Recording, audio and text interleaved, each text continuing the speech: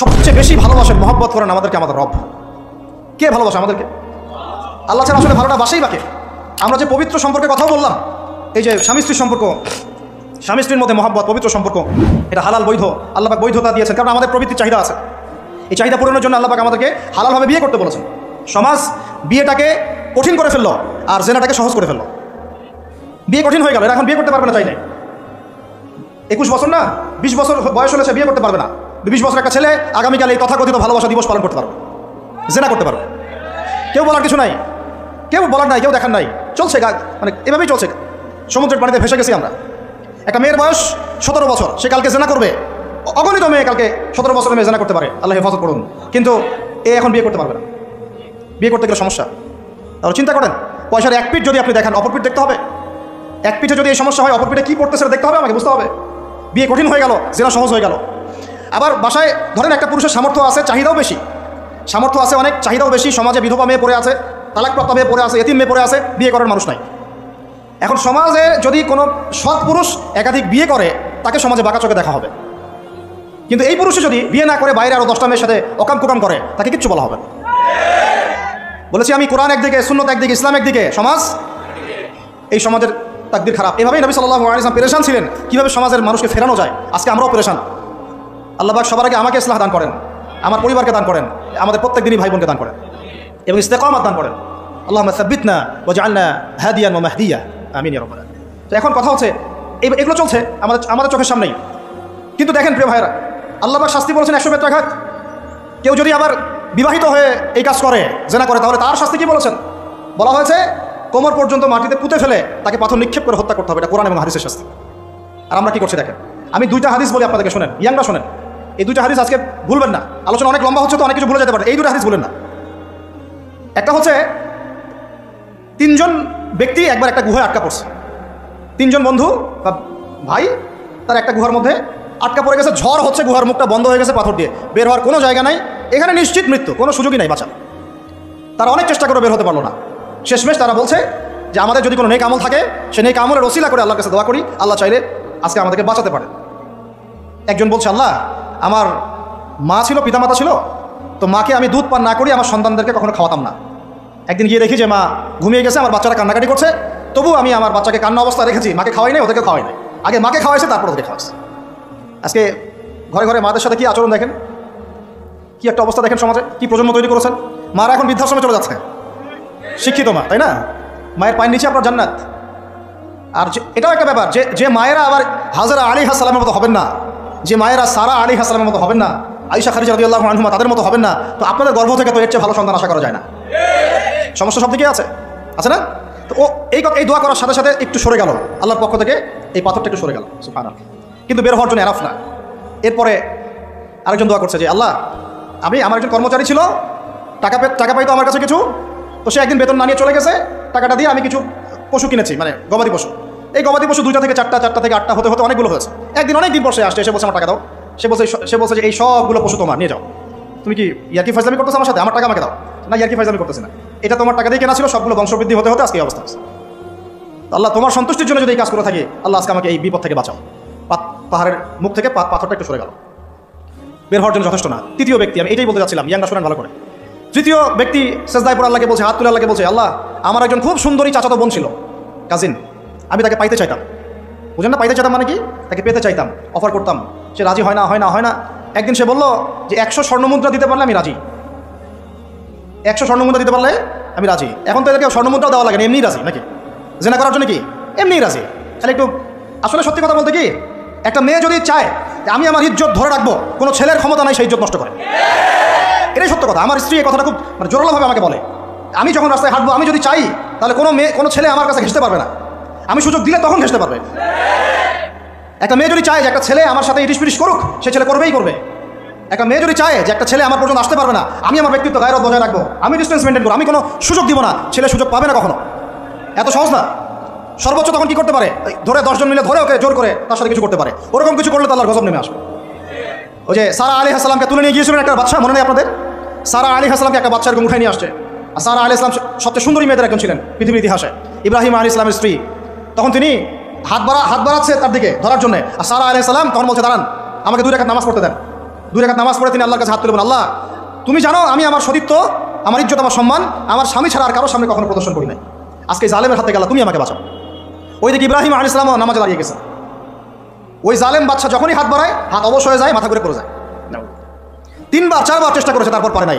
শেষে বলেছে, তোমরা আমার কাছে কাকে নিয়ে আসছো, নিয়ে যাও আমার সামনে থেকে। পরে উল্টা হাজারা আলাইহিস সালামকে হাদিয়া সহ দিয়ে পাঠিয়ে দিচ্ছে। একটা মেয়ে চাইলে তার ইজ্জত সম্মান এভাবে রক্ষা করতে পারে। তোমরা জেনায় ছেলেরা লিপ্ত করেছে কারণ তোমরা চেয়েছো বলেই করতে পারছো। তুমি ফেতনা না ছড়াতা, তুমি বেহার মতো বাইরে বের না হতা, তুমি তোমার চুল খোলা না রাখতা, তুমি তোমার পোশাক ঠিক রাখতা, তোমার কথা ঠিক রাখতা, তোমার কথার মধ্যে মানে শক্তি রাখতা, মিষ্টি মিষ্টি প্রলোভন দিতা না, বাইকের পিছনে বসতা না, চটপটি ফুচকা খাইতা না, এখানে ওখানে আড্ডা মারতা না, কোনো ছেলে তোমার কাছে আসতে পারতো না। তোমরা এই কাজ করেছো, ছেলে আসতে পেরেছে। আপনারা তো কিছু হলে ছেলেদেরকেই দোষ দেন। ছেলেরা তো এমনি আকর্ষিত হবেই। আমি একজন ছেলে হিসেবে বলতেছি এটা না তো বিষয়টা। একটা ছেলের ফিতরত এটা, যে তার কাছে সবচেয়ে সুন্দর মনে হবে একটা মেয়েকে। এটা একটা ছেলের ফিতরত, স্বভাব ধর্ম, এটা চুম্বকের মতো আকর্ষণ করবে। আর এর উপর যখন আপনি এটাকে ফ্রি অ্যাক্সেস করে দিবেন, লাইসেন্স করে দিবেন, বেপরদায় বের হবে, গায়ের জামা কাপড়ে ঠিক নাই, হ্যাঁ, তারপর কথাবার্তা মিষ্টি মিষ্টি প্রলোভিত টানতেছে, সিডিউস করতেছে, তখন তো একটা ছেলে মানে মিসগাইডেড হইতেই পারে। স্বাভাবিক, ছেলেরও দোষ আছে, কিন্তু অবশ্যই এখানে মেয়েরও দোষ আছে। আমরা তো অনেক সময় ঢাকা শহরে দেখি রাত 10টা 12টা বাজতেছে, আমরা মাহফিল করে যাচ্ছি, কোনোদিন বাসায় ফিরতে 1টা 2টা 3টা বাজে, রাত 3টার সময় ছেলে মেয়ে বাইকে করে ঘুরতেছে ঢাকা শহরে। ওই মেয়েটার কি বাসায় বাবা নাই, ভাই নাই, কোনো স্বামী বা কেউ নাই, মাহারাম কেউ নাই? আমরা সুযোগ দিচ্ছি বলেই তো আমাদের ঘর পর্যন্ত ঢুকতে পারছে। সবার আগে মেয়েদেরকে শক্ত হইতে হবে। আর মেয়ের বাবা যারা, আমি তো নিজেও মেয়ের বাবা, আমরা বাচ্চাদের সাথে সময় কাটাই আর ভাবি যা কী যে হবে ভবিষ্যতে, আল্লাহ ভালো জানেন। কীভাবে মেয়েকে মানুষ করবো, কীভাবে সতীত্ব রক্ষা করবে আমাদের মেয়েরা। যতদিন পর্যন্ত এদের হাতে মোবাইল ফোন ছিল না, ইজ্জত ঠিক ছিল। মোবাইল ফোনটা যখনই ঢুকেছে ইজ্জত নষ্ট হয়ে গেছে বহু মেয়ের। আমি এরকম জানি, বলতে চাচ্ছি না। যাই হোক, ওই জায়গায় আসেন, ওই ছেলেটা তখন 100 স্বর্ণমুদ্রা অর্জন করেছে, কষ্ট করে আর্ন করেছে। যে আপনাদেরকে বলে যে নিজের পায়ে দাঁড়াও, তারপরে তোমার সাথে রাজি। সে অনেক কষ্ট করে 100 স্বর্ণমুদ্রা অর্জন করে মেয়ের কাছে গিয়েছে, চাচাতো বোনকে বলেছে যে স্বর্ণমুদ্রা নাও, এখন বলো তুমি রাজি না। সে মেয়ে বলছে হ্যাঁ ঠিক আছে। তো এখন দুজনের মধ্যে যা হওয়ার তাই হচ্ছে, অ্যাডাল্ট আপনারা সবাই বুঝেন। কিন্তু এখন মূল যে কাজটা, স্বামী স্ত্রীর যে মূল মিলন, এই মিলনটা করার জন্যে সেই ছেলেটা বসছে। হাদিসের মধ্যে আসছে এভাবে, 2 পায়ের মাঝখানে বসে পড়ছে ছেলেটা, এখনই জাস্ট শুরু করবে। তখন ওই মেয়েটা বলে উঠছে যে হে আল্লাহর বান্দা, আল্লাহকে ভয় করো, আমি আমার সতীত্ব কখনো নষ্ট করি নাই, তুমি আল্লাহকে ভয় করো। এই কথাটা যখনই বলছে তখন ওই ছেলের মনের মধ্যে এমনভাবে একটা রিয়াকশন জন্ম নিয়েছে, আল্লাহর পক্ষ থেকে এমন একটা নূর আর হেদায়েত চলে আসছে, ওই অবস্থা থেকে ছেলেটা উঠে চলে গেছে এবং স্বর্ণমুদ্রাও দিয়ে দিচ্ছে যে স্বর্ণমুদ্রাও আমার দরকার নেই, যা। এবার সেই গুহার মধ্যে বন্দী অবস্থায় আল্লাহর কাছে হাত তুলে দোয়া করতেছে, আল্লাহ তুমি যদি জানো ওই কাজটা আমি তোমার সন্তুষ্টির জন্য করেছিলাম, আজকে আমাকে এই সাক্ষাৎ এই মৌতের হাত থেকে বাঁচাও। সাথে সাথে এই পাথর সরে গেছে।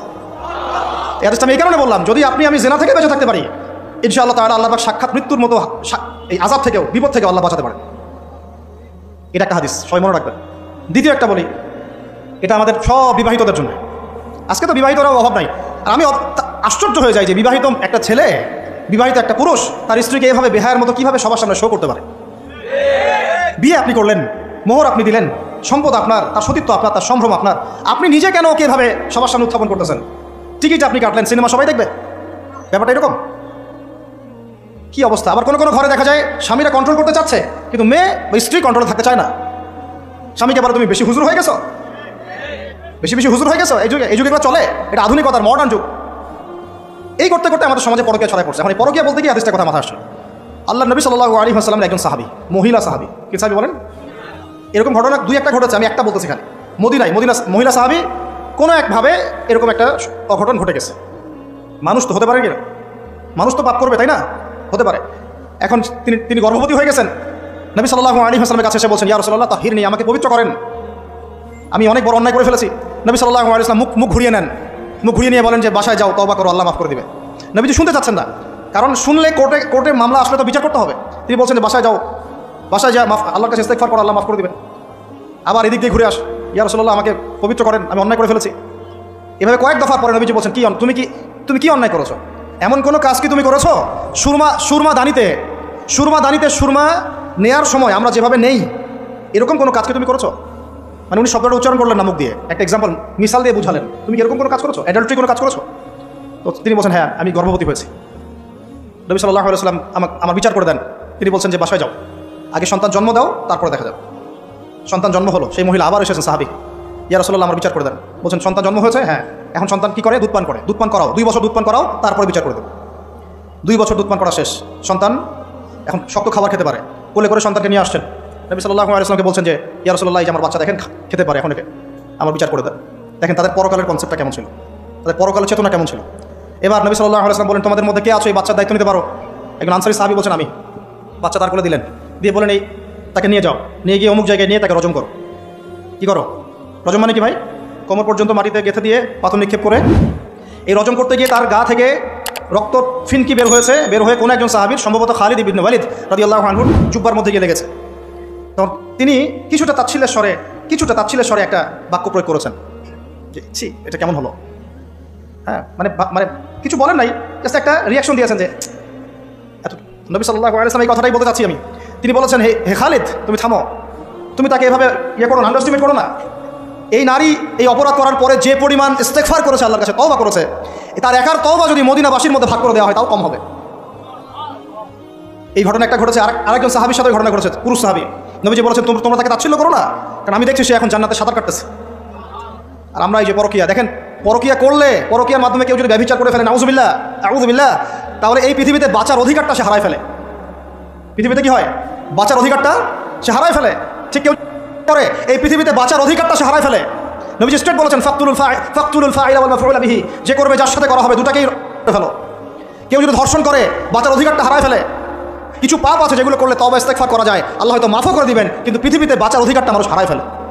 এইটাকে আমরা এইভাবে প্রমোট করতেছি এখন। কে এগুলো নিয়ে ফিকির করে এখন? মনে করে যেটা তো আধুনিকতা। অনেকে ওয়াইফ, একটা শব্দ আছে ওয়াইফ সুইপিং, একজনের ওয়াইফকে আরেকজনকে দিবে, ওর ওয়াইফকে সে নিবে, রাত কাটাবে, নাউযুবিল্লাহ। এটা পশ্চিমা সভ্যতা থেকে আসতেছে, জানেন? চোখ কান খোলা রাখেন, আমরা নিজেরা অনেক বক ধার্মিক সাজার চেষ্টা করতেছি, কিন্তু সমাজটা নষ্ট হয়ে যাচ্ছে। এটাকে সংস্কার করার দায়িত্ব আমাদের। এর উপরে তো আবার বাণিজ্য আছে, মানে এটা তো বাণিজ্যিক একটা প্ল্যাটফর্ম হয়ে গেল। যত বেশি পারো বাণিজ্য করো। এটা উপলক্ষে অমুক ছাড়, এইটা উপলক্ষে তমুক, এইটা উপলক্ষে অমুক নাটক, এটা উপলক্ষে অমুক গান, এই উপলক্ষে অমুক সিরিয়াল, এই উপলক্ষে অমুক টেলিফিল্ম। এই যে বাণিজ্য, এগুলো কিন্তু কর্পোরেট জগতে যারা থাকে, এই কর্পোরেট সেকশনে মানুষ একটা বাণিজ্য, একটা দিবসকে উৎসব কেন্দ্র করে বিশাল একটা বাণিজ্য করে আপনার ইমান আমার কোথায় যায়, ওর পকেটে টাকা আসলেই হই। আল্লাহ রাব্বুল আলামিন আমাদের সবাইকে এই চলমান জাহিলিয়াতগুলোর বাস্তবতা বোঝার তৌফিক দান করে। অনেক কথা ভাই, বলতে গেলে অনেক কথা, আর একদিনের কথা বলবো। আমরা দোয়া করি আল্লাহ পাক কক্সবাজার এলাকায় এমন একটা দিনের মার্কাজ আমাদেরকে করার তৌফিক দান করেন, যেখান থেকে ইনশাআল্লাহ দিনের আলো পুরা কক্সবাজার সহ পাহাড়ি পার্বত্য এলাকা ছড়িয়ে পড়বে। সমাজ সংস্কার না করতে পারলে আমরা বাঁচতে পারবো না। আপনাদের মধ্যে যাদের সামর্থ্য আছে, কেউ জমি দিয়ে হলে সাহায্য করেন, কারো যদি সামর্থ্য থাকে অর্থ দিয়ে হেল্প করেন, কারো বুদ্ধি আছে বুদ্ধি দিয়ে, পরামর্শ দিয়ে সহযোগিতা করেন। দিনের স্বার্থে, আল্লাহর জন্য, তার রাসূলের দিনকে টিকিয়ে রাখার স্বার্থে, সমাজের জাহিলিয়াতগুলো দূর করার স্বার্থে দিনই মার্কাজগুলো প্রতিষ্ঠা করার কোনো বিকল্প নেই। অযথা একদিনের মাহফিল দিয়ে আমি আসলাম চলে গেলাম, এক বছর আপনার সাথে আমার দেখা নাই, দিয়ে আপনি সমাজ সংস্কার করতে পারবেন না। এভাবে দিন কায়েম হয় না। ইকামতে দিন অনেক কঠিন বিষয়। প্রত্যেক দিন প্রত্যেক রাতের মেহনতের উপর দাঁড়ায় থাকবে ইনশাআল্লাহ। আল্লাহ পাক আমাদেরকে এই বেহায়া দিবসকে বর্জন করার তৌফিক দান করুন। এই পশ্চিমাদের ফাঁদ থেকে আল্লাহ আমাদেরকে বাঁচায় রাখে। আল্লাহ রাব্বুল আলামিন আমাদের সবাইকে যেন এই জেনা, ব্যভিচার, পরকিয়া, তারপরে সুদ, মাদক, সমকামিতা, ট্রান্সজেন্ডার, এই সমস্ত ফিতনা থেকে আল্লাহ আমাদেরকে হেফাজত করেন। আমাদের যুবক যুবতীদেরকে আল্লাহ খাস করে এই চলমানের জাহিলিয়াতগুলো থেকে হেফাজত করেন। আমি প্রত্যেক পরিবারের কর্তা সতর্ক হয়ে যান। প্রত্যেক পরিবারের যে ভাই আছেন, যে বাবা আছেন, সতর্ক হয়ে যান। আপনার পরিবারটাকে আপনি শক্ত হাতে দমন করেন, কঠোরভাবে। দেখবেন ইনশাআল্লাহ অ্যাটলিস্ট আপনার ঘরটা পবিত্র রাখেন। সবাই যার যার পরিবারের দায়িত্ব নেই, ইনশাআল্লাহ দেখবেন সমাজ ঠিক হয়ে গেছে। আমার স্ত্রীকে আমি এইসব করতে দিব না, ওর ক্ষমতা আছে করবে, করলে ওকে আমি তালাক দিয়ে রেখে দেবো, শেষ, সোজা কথা। ও আমরা এইভাবেই কথা বলি বাসায়, এক কথায় চলবে, এক কথায় উঠবে, এক কথায় বসবা, দ্বিতীয় কথা যেন বলতে না হয়। একদিন একটাই শুনিয়ে মানে ঝগড়া তুল কালাম হয়ে গেল না। আমি রাগ কন্ট্রোল করতে পারলাম না। বলছিলাম যে হাত মোজা ভালো করে পড়তে। হাত কথা বলার সময় দেখেন, যদি আমি হাতে ভাবে উঁচু করি দেখা যায় এতটুকু। আমি বাসায় গিয়ে বলছিলাম যে হাত মোজা খুব ভালো করে এই পর্যন্ত পড়তে। এইটুকু নিয়ে মনে হয় আমি 10 মিনিট ঝাড়ি দিয়েছি, মানে বকা দিয়েছি আর কি। একদম মাথা নিচু করে শুনছে, একটা কথা বলে নাই। আমি আমার পরিবারটা ঠিক করলে কেন আমার মানে স্ত্রী বাইরে যাবে, কীভাবে যাবে? আমি বলতেছি না যে সে বাইরে যেতে পারবে না, প্রয়োজনে তার প্রয়োজন পূরণ করতে পারবে না, এমন তো না বিষয়টা। বেপর্দা এভাবে যাবে কেন? বেপর্দায় ফিতনার মধ্যে কেন যাবে? আমার মেয়ে, আমি জন্ম দিলাম, আমি বড় করতেছি, আমি খাওয়াই, মানে আমি খাওয়াই বলতে মানে কি, আমরা উপার্জন করি, আমরাই খেতে খাওয়াই নাকি? আমরা ওসিলা না রিজিকের, আমরা কামাই রোজগার করে নিয়ে আসি। আমি খাওয়াই বলতে বুঝাচ্ছি আমরা কামাই রোজগার করে নিয়ে আসি, আমাদের ভালোবাসা দিই, মহব্বত করি, তিলে তিলে আদর মহব্বত দিয়ে বড় করি। আমার মেয়ে কেমন করে বাইরে যায়? কেমন করে বাইরে যাবে? কোন সাহসে যাবে? আমি বাবা হয়ে বেঁচে থাকতেও কীভাবে যেতে পারে? গেলে ওকে একদম খাবার বন্ধ করে দিবে। আমার ছেলে বালেগ হয়েছে, নামাজে যাবে না কেন? যদি না যায় আমি ওর খাওয়া বন্ধ করে দিব। শাসন করতে হবে সবসময়, কিন্তু মিষ্টি কথা চিরা ভিজে না। আল্লাহ পাক কোরআনের মধ্যে হেদায়েত দিতে উৎসাহিত করেছেন, এখানেই আবার আইনগুলো নাজিল করেছেন। মানে সবসময় মানুষকে দাওয়াত দিয়ে বুঝিয়ে সুঝিয়ে কাজ হয় না, মাঝে মাঝে পিটানো লাগে না? শাসন লাগে না? লাগে। তো আমরা যদি আমাদের পরিবারের মেয়েদেরকে নিয়ন্ত্রণ করতে পারি, ছেলেদেরকে নিয়ন্ত্রণ করতে পারি, দেখবেন আস্তে আস্তে ইনশাআল্লাহ এটা কমে গেছে। আর যদি এভাবেই গা ছাড়া দিয়ে দেন, আমি বলেছি বেশি দিন লাগবে না, আর 10টা বছর পরে নাউজুবিল্লাহ আমরা আশ্রয় চাই আল্লাহর কাছে, এমনটা যেন না হয়। দেখবেন যে এটা এমন হারে বেড়ে গেছে যে ঘরে ঘরে সমকামিতা ঢুকে যাইতে পারে, নাউজুবিল্লাহ। এই তাদাত, এই সংখ্যা দিন দিন বাড়তেছে। আপনাদের শহরে, আপনাদের এই অনেক এই যে এখানে আমি অনেক মাহফিল করেছি, অনেকেই আমাকে চিরকুট দিয়েছিলেন যে ভাই এখানে বেড়ে যাচ্ছে, এই বিষয়ে কিছু বললেন। চিন্তা করেন, ভিতরে ভিতরে এগুলো চলতেছে, হোটেলে হোটেলে চলতেছে। আপনারা ভালো মানুষ যে বসে থাকলে হবে না, এত ভালো মানুষ তো আল্লাহ পাক বলেন নাই। আল্লাহ পাক বলেছেন সৎ কাজ আদেশ করো, অসৎ কাজে কি করো, নিষেধ করো। এবং আপনি আপনার জায়গায় আল্লাহ বিরোধী কোনো কিছুকে প্রশ্রয় দিবেন না। ব্যাস, সরকার কোথায় যায় যাক, প্রশাসন কি করে করুক, ওটা আমার দেখার দরকার নেই। আমি আমার জায়গা থেকে আল্লাহ এবং রাসূলের বিরোধী কোনো কাজ করবো না, সিম্পল। এই যে ইতিহাসটা ওরা জানতো না, এই সেন্ট ভ্যালেন্টাইন্স ইতিহাসটা ওরা জানে, এই যে কত সালে এটা বাংলাদেশে আসছে ওরা আসলে জানে, কে নিয়ে আসলো। দেখেন ওটা বললামই, ওটা আনার পরে জেনা, ব্যভিচার, ফ্রি মিক্সিং, বাণিজ্য সব বেড়ে গেল। এটাকে কেন্দ্র করে কর্পোরেটরা এখন বাণিজ্য করতেছে। শুধুমাত্র এই দিবসে শুনেন, আর এগুলো বলতে চাইনি, আমি বলতে বাধ্য হচ্ছি, শুধুমাত্র এই দিবসে কোটি কোটি টাকা বিক্রি হয়, জানেন? এটা শুধু শুধু কয়েকটা কান্ট্রির পরিসংখ্যান, সারা বিশ্বের পরিসংখ্যান দিলে তো আপনার চোখ কপালে উঠে যাবে। কি হচ্ছে আর কি হচ্ছে না। যেখানে আল্লাহ রাব্বুল আলামিন বলছেন চোখ নিচু করো, কাছেও যেও না, ওটা তো কোরআনে পড়ে থাকলোই, ওটাকে লঙ্ঘন করে জেনা হচ্ছে, ব্যভিচার হচ্ছে, অবৈধ সম্পর্ক হচ্ছে, প্রচুর ধর্ষণ হবে কালকে। আর ধর্ষণ হলে আমি বলবো শুধু ছেলেরা দায়ী না, মেয়েরাও দায়ী আছে।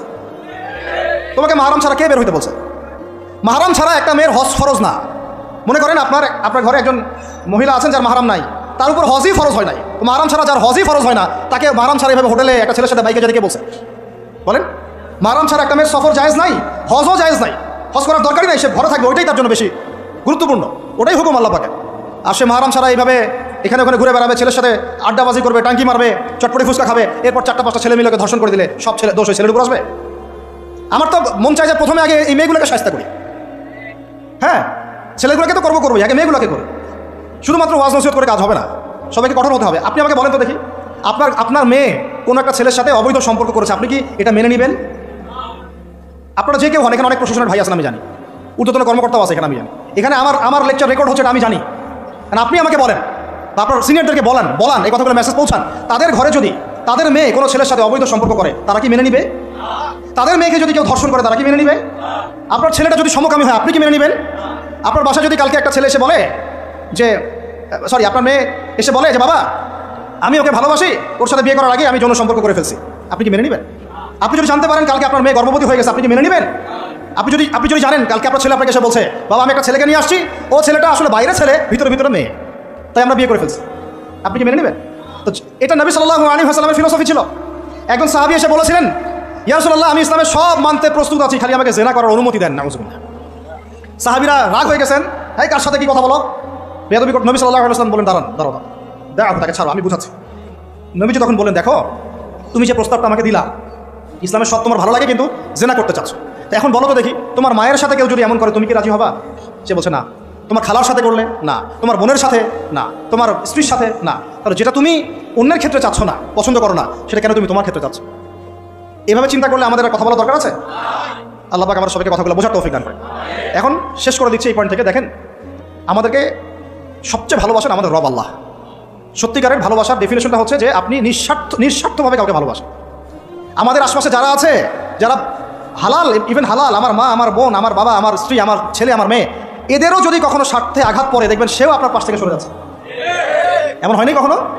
আপনার বন্ধু, আপনার ব্যবসার পার্টনার, আপনার বস, আপনার কলিগ, ওদের সাথে আঘাত হলে ওরাও সরে যাচ্ছে পাশ থেকে, জিগরি দোষ সরে গেল পাশ থেকে, হয় না এমন? ভালোবাসা দুই প্রকার। বলেন কয় প্রকার? আমার সাথে বলেন, এখানে শেষ করে দিব 10টা মিনিট। ভালোবাসা কয় প্রকার? একটা হচ্ছে নিঃস্বার্থ ভালোবাসা। কি স্বার্থ? কোনো স্বার্থ নাই, নিঃস্বার্থভাবে ভালোবাসা। একটা হচ্ছে কোনো না কোনো স্বার্থ জড়িত আছে এমন ভালোবাসা। আপনার স্ত্রীর চাহিদাও যদি আপনি পূরণ করতে ব্যর্থ হন, দেখবেন স্ত্রীর সাথে আপনার গন্ডগোল লেগে যাচ্ছে, যদিও সে হালাল বৈধ, তাই না? এমন হয় না অনেক সময়? আমি তো অনেকদিন বলেছি, অনেকদিন আগেও বলেছি, 5 বছর 6 বছর আগে, যে মানুষ আসলেই মানুষের অবস্থানকে মূল্যায়ন করে, ভিতর থেকে মানুষকে শুধু মূল্যায়ন করে আল্লাহ রাব্বুল আলামিন। না হলে কি হতো? এই যে এত অন্যায় আমরা করেছি, আল্লাহ পাক কি আমাদেরকে ছেড়ে দিয়েছেন, ফেলে দিয়েছেন, গজবে ধ্বংস করে দিয়েছেন? এই যে আল্লাহ পাক যে আমাদেরকে মহব্বত করেন, ভালোবাসেন, তার প্রমাণ এগুলো। আল্লাহ পাক চান যে আমরা যেন ফিরে আসি।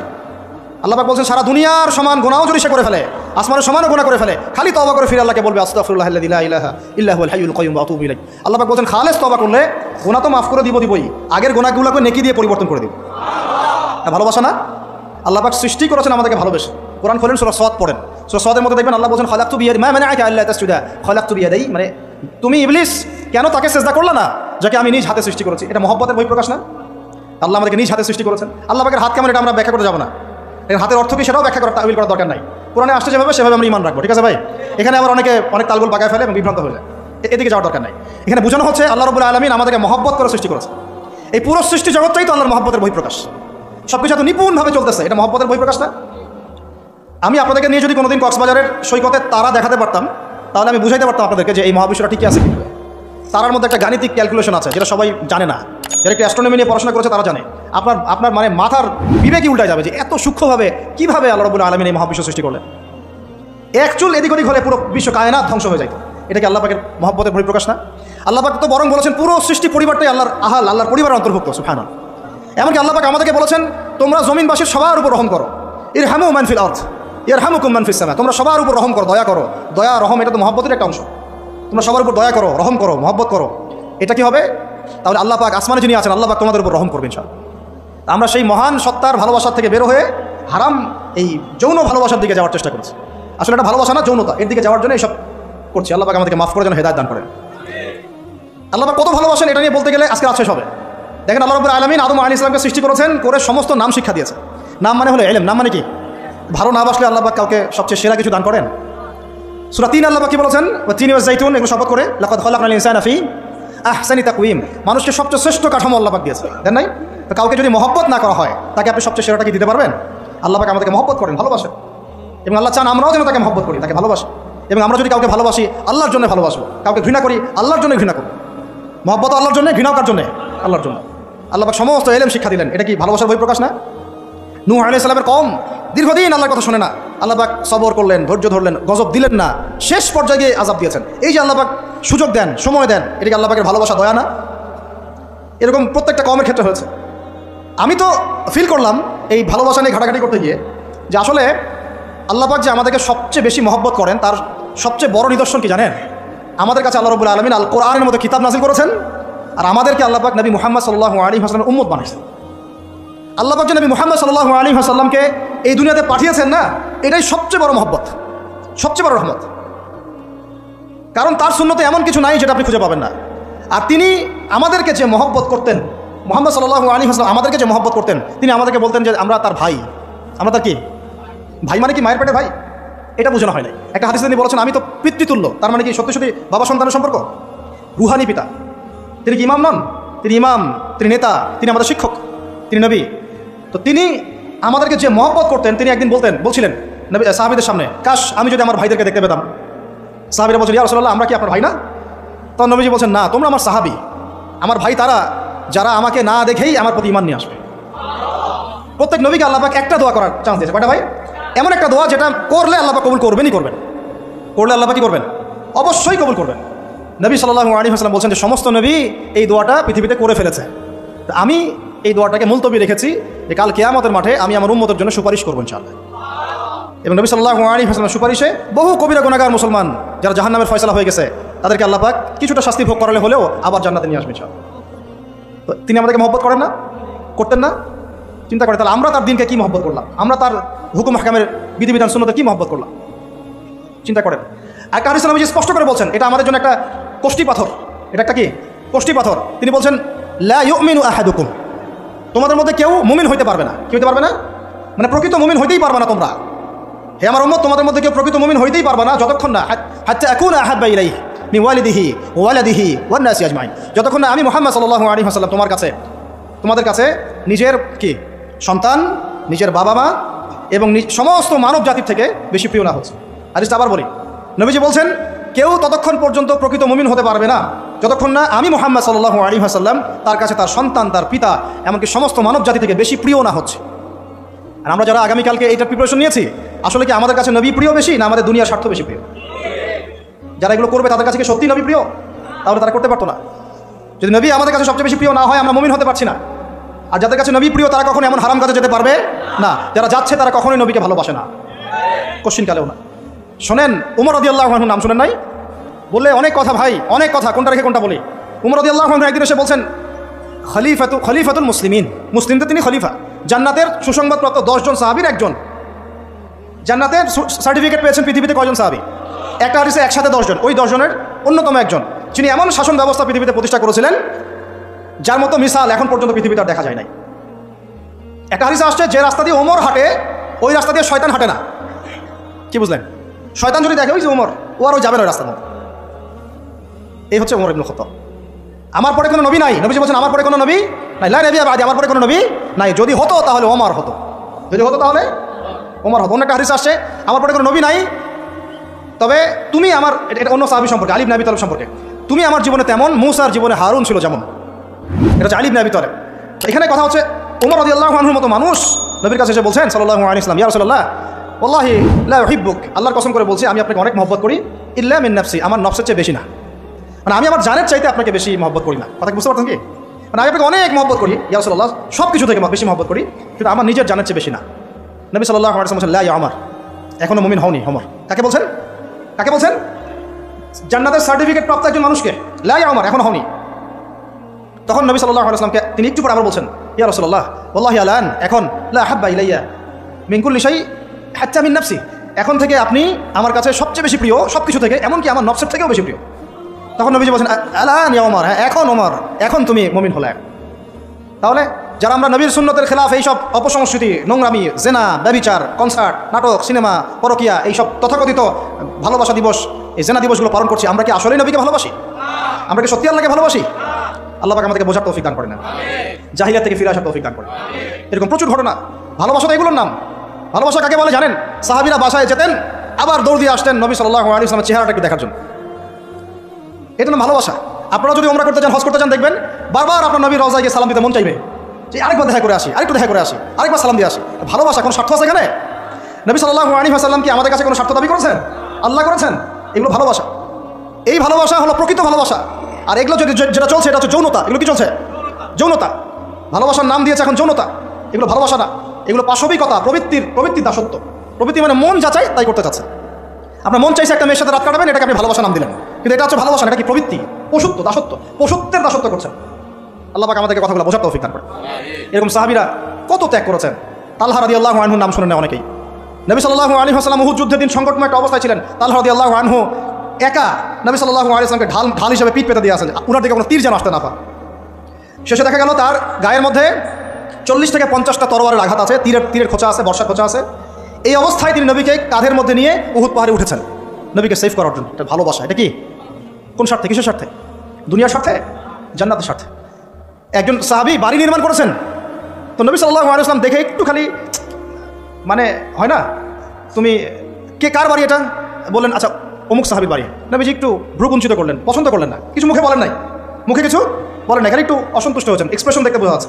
তখন ওই সাহাবীকে জানানো হলো, তোমার বাসা সামন দিয়ে তো আল্লাহ নবী সেদিন হেঁটে গেলেন, তারপর আমার বাসা দেখে, তোমার বাসা দেখে আল্লাহ নবী সাল্লাল্লাহু আলাইহি ওয়াসাল্লাম তো অসন্তুষ্টি প্রকাশ করেছিলেন, মুখে কিছু বলেন নাই, এক্সপ্রেশন ছিল অসন্তুষ্টিমূলক। 3 দিনের মধ্যে সেই বাড়ি ভেঙে গুড়িয়ে দিয়েছে। যে বাসা দেখে আল্লাহ নবী সন্তুষ্ট হন, আমি বাসা রাখবই না। ভালোবাসা কিসের জন্য? কার জন্য? কার স্বার্থে বলেন? আল্লাহর জন্য, জান্নাতের জন্য, আল্লাহর স্বার্থে, আল্লাহর জন্য। কতগুলো বলে শেষ করবো আপনাদেরকে। সাদ বিন আবি ওয়াক্কাস রাদিয়াল্লাহু আনহু উহুদ যুদ্ধের দিন এরকম করে তীর নিক্ষেপ করছেন। আল্লাহ নবী বলছেন, ইয়া সাদ, হে সাদ, তীর ছোড়ো, তোমার জন্য আমার পিতামাতা কুরবান হোক। আশপাশে 9 জন ছিল, তার মধ্যে একজন করে শহীদ হতে শেষে 2 জন বেঁচে থাকলো, সাদ বিন আবি ওয়াক্কাস, তালহা বিন উবাইদুল্লাহ রাদিয়াল্লাহু আনহু। এগুলো তারা কেন করেছেন? ভালোবাসার জন্যে। ভালোবাসা এগুলোর নাম। কতগুলো বলে শেষ করবো আপনাদেরকে বলেন। নবী সাল্লাল্লাহু আলাইহি ওয়াসাল্লামের কাছে একজন সাহাবী আসেন ইসলাম কবুল করতে এসে হাতের মধ্যে কিছু বালা আংটি থাকে না, এগুলো ছিল। এগুলো খুলে ফেলে দিয়েছেন নবী সাল্লাল্লাহু আলাইহি ওয়াসাল্লাম, খুলে ফেলে দিয়েছেন। তো একটা খুব দামি সোনার আংটি ছিল, ফেলে দেওয়ার পরে অনেকে বলছে তুমি তখন মুসলিম হয়েছো, ইসলাম কবুল করেছো, তো আচ্ছা ঠিক আছে, ওইটা না হয় নবীজি পড়তে নিষেধ করেছেন, তুমি ওইটা নিয়ে বিক্রি করে দাও, বিক্রি করে না ওই টাকাতে অন্য কিছু করো। উনি বলছেন কখনো না, আমার হাত থেকে আল্লাহ নবী খুলে একটা জিনিস ফেলে দিয়েছেন, আমি সেটা আবার নিতে যাবো? কিসের জন্য এগুলা? এটা ভালোবাসা, মহব্বত। আল্লাহ পাক এটাই কোরআনে বলছেন যে কুল, আপনি বলে দিন, ইন কুনতুম তুহিব্বুন আল্লাহ, তোমরা যদি আল্লাহকে মহব্বত করেই থাকো, আল্লাহকে সত্যিকার অর্থে ভালোবেসেই থাকো, ভালোবাসা দাবি করেই থাকো, ফাত্তাবিউনি, তাহলে নবীর আনুগত্য করো, ইউহিব্বুকুমুল্লাহ, তখন আল্লাহ তোমাদেরকে ভালোবাসবেন, ওয়া ইয়াগফির লাকুম যুনুবাকুম, তোমাদের সব গুনাহ আল্লাহ মাফ করে দিবেন, আল্লাহু গফুরুর রহিম। এই হলো ভালোবাসা। ভালোবাসা মানে কি? ভালোবাসা মানে হচ্ছে আসসামু ওয়া তাআ, আমি নবী আল্লাহ এবং তার রাসূলের কথা শুনবো এবং আনুগত্য করবো, শুনবো এবং এর নাম ভালোবাসা। শুনবো, আনুগত্য করবো, তাহলে আমরা কি শুনবো, কি আনুগত্য করবো? আমাদেরকে প্রথমে কোরআন পড়তে হবে, কোরআনের অনুবাদ জানতে হবে, কোরআন অনুযায়ী জীবন করতে হবে, 5 ওয়াক্ত নামাজ পড়বো ইনশাল্লাহ, হালাল খাবো, যাকাত দিব, রমজানের সওম রাখবো, নবী সুন্নাহ অনুযায়ী জীবনযাপন করবো, এবং সুন্নাহ বিরোধী, কোরআন বিরোধী, ইসলাম বিরোধী কোনো কাজে আমি লিপ্ত হব না। এই তো ভালোবাসা। এই ভালোবাসা যদি বহিঃপ্রকাশ ঘটাতে আমরা ব্যর্থ হই, নিজেও ধ্বংস হব, পরিবারও ধ্বংস হবে, আমাদের পরের প্রজন্ম ধ্বংস হবে, সমাজও ধ্বংস হয়ে যাবে। আল্লাহ পাক আমাদেরকে বোঝার তৌফিক দান করেন। আজকের মতো এখানে শেষ করি, অনেক লম্বা আলোচনা হয়ে গেল। যদি কারো কোনো প্রশ্ন থাকে সেটা আপনারা লিখিত আকারে করতে পারেন, আমি অ্যান্সার দেওয়ার চেষ্টা করবো ইনশাআল্লাহ। রাত 12:30 বাজতেছে। তো শেষ করার আগে আমি জাস্ট 2 মিনিট সময় নিচ্ছি। আমার সাথে সবাই বলেন, আমরা দাঁড়ান, আমি একটা করে বলি। আমরা নবী সাল্লাল্লাহু আলাইহি ওয়াসাল্লামের শেখানো রাস্তার বাইরে যাবো না ইনশাআল্লাহ। আমরা আল্লাহ রাব্বুল আলামিনের মহব্বত শুধু মুখে দাবি করবো এমন না, কাজে প্রমাণ করবো ইনশাআল্লাহ। আমরা তার রাসূলের মহব্বত শুধু মুখে দাবি করবো না, কাজে প্রমাণ করবো ইনশাআল্লাহ। আল্লাহ এবং তার রাসূলের বিরোধী কোনো কাজে আমি কোনোদিনও লিপ্ত হব না ইনশাআল্লাহ।